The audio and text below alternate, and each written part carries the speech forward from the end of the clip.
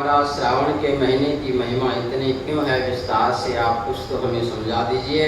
तो महाराज सूत जी कहते हैं कि श्रावण के महीने की महिमा के कारण बहुत सारे हैं। पहला कारण तो दिया है यहाँ पर। पहला कारण, जब समुद्र का मंथन हुआ, समुद्र मंथन इसलिए हुआ था, भागवत की कथा आप सुनते हो, किस लिए हुआ था?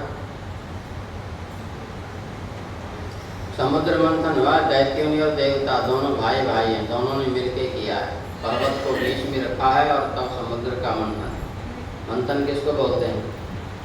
माखन निकालते हैं ना, दही का मंथन होता है, क्या निकलता है? माखन निकलता है। ऐसे ही समुद्र का मंथन हुआ। क्यों?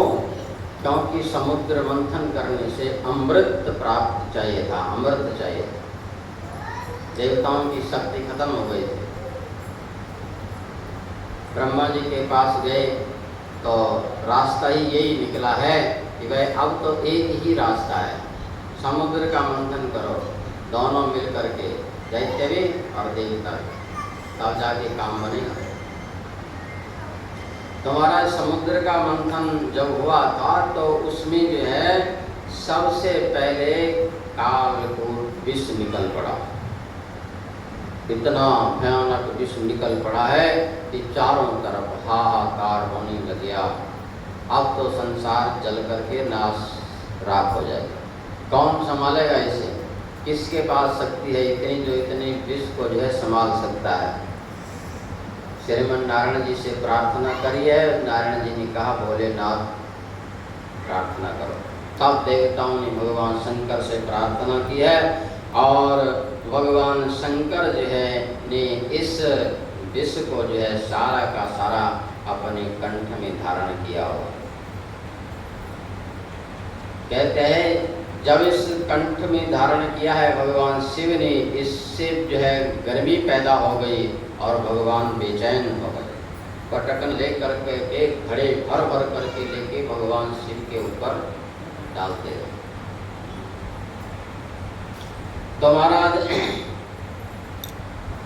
इससे भी जो है पूरी तरह से फर्क नहीं पड़ा। चंद्रमा में अमृत होता है तो चंद्रमा को लाके भगवान सिर के ऊपर रख दिया, तब जाके भगवान शिव को शांति मिली है। चंद्रमा श्रावण के महीने का स्वामी है। प्रत्येक महीने का स्वामी होता है एक ग्रह, समझ गए? प्रत्येक महीने का एक ग्रह स्वामी होता है। आगे जो भादों का महीना आएगा उस भादों के महीने का स्वामी सूर्य नारायण भगवान है। फिर असोज का महीना आता है जिसमें नवरात्रियां वगैरह होती हैं, उस महीने का स्वामी बुध है। कार्तिक के महीने का स्वामी जो है शुक्र है। समझ? इस तरह प्रत्येक ग्रह जो है प्रत्येक महीने स्वामी होता है। इस श्रावण के महीने का स्वामी चंद्रमा है।